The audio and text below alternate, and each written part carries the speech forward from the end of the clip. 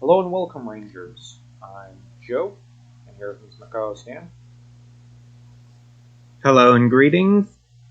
And this is our first time recording when on, well, divided by the Pacific, as I'm in Japan now and Dan's over in Canada. So here we go.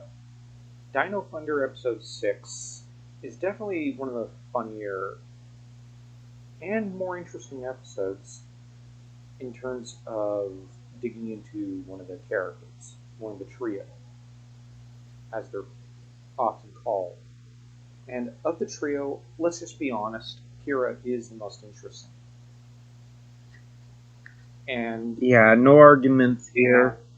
yeah, what's more is that she's the one who apparently has a history of having cooperated with a pop diva before she was a pop diva. And at first, the other two boys don't believe her. Tommy, of course, immediately does, trusting that she wouldn't lie to him.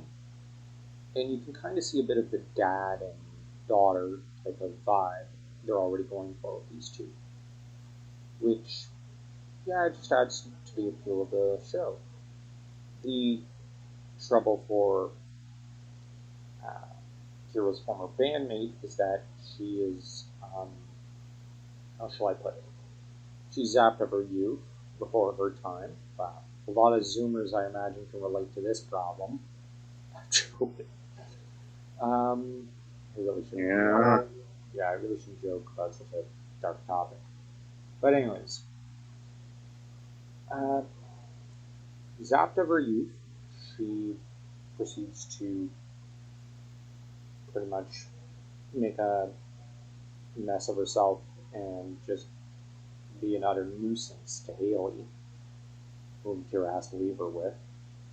Oh, one other thing. Anton Mercer finally shows up, and contrary to the friendly guy who hired Tommy Lane as an intern, he's icy cold and, well, icy cold enough that Antarctica seems warm, right? Yeah, you'd have a better time getting a suntan on Pluto. Yeah.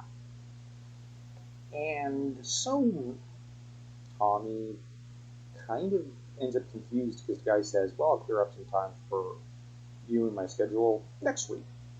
But the way he says it is like, yeah, I'm not getting back to you.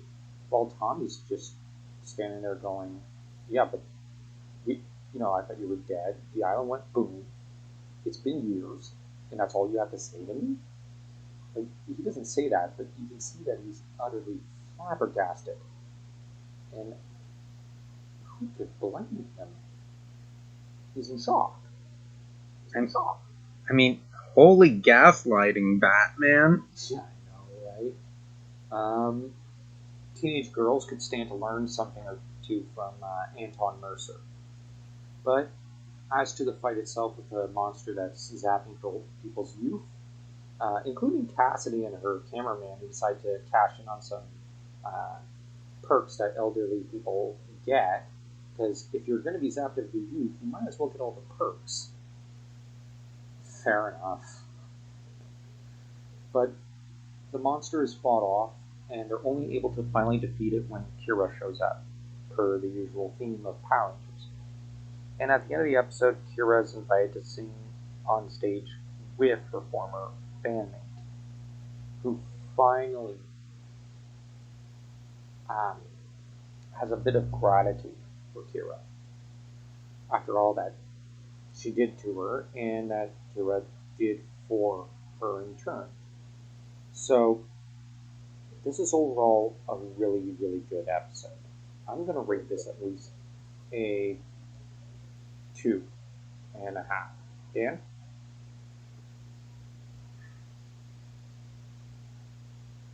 This this is a good episode. Sure, the stealing youth thing can be a bit tropey, but it was done in a good way that had to do with the overarching storyline of Kira. Yeah.